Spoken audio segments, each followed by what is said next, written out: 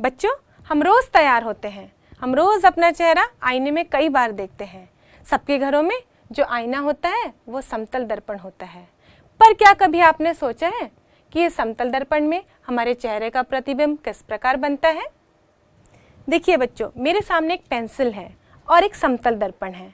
यदि मैं इस पेंसिल को इस दर्पण के सामने रख दूं, तो आप देख सकते हैं कि इसका प्रतिबिंब इस समतल दर्पण पे दिखाई दे रहा है और ये प्रतिबिंब बिल्कुल वैसा ही है जैसे कि ये पेंसिल है।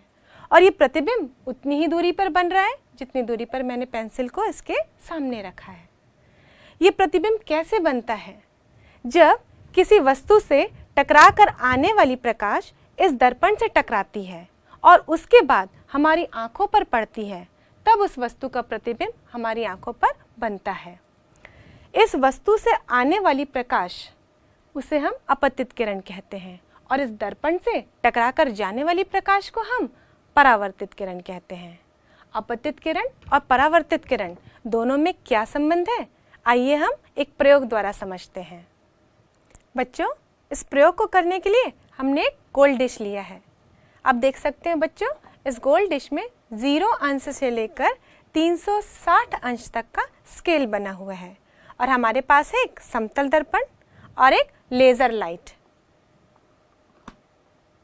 और एक चांदा।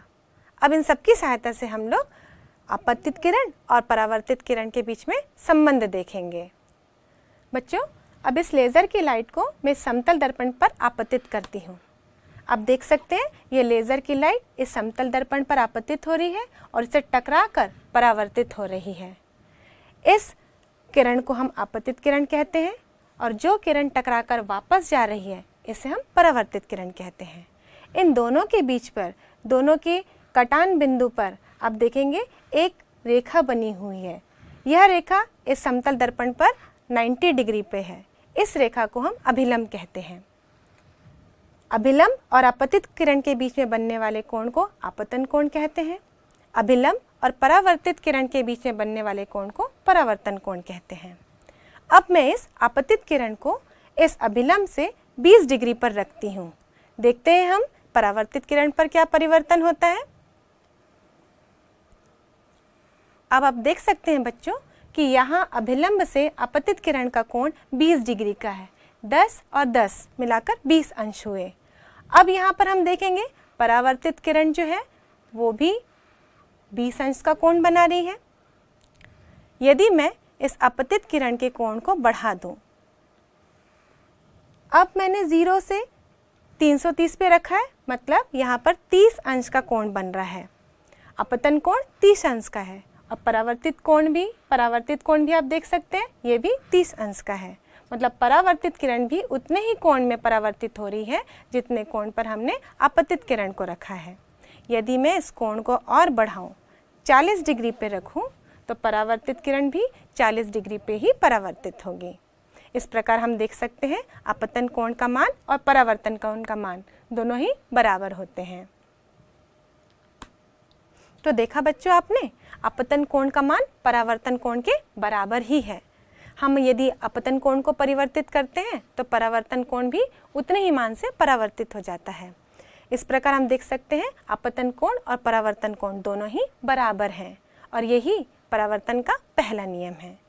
और आप देख सकते हैं बच्चों, ये आपतित किरण, ये परावर्तित किरण और ये अभिलंब तीनों एक ही तल में हैं और पता है, और यही परावर्तन का दूसरा नियम है। इस प्रकार इस प्रयोग से हमने परावर्तन के दोनों नियम को समझ लिया।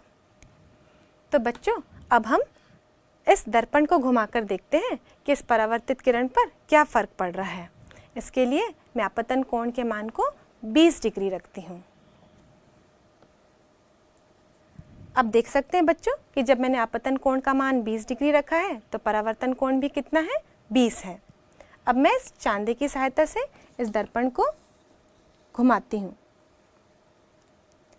मैंने इस दर्पण को 10 डिग्री पे घुमाया।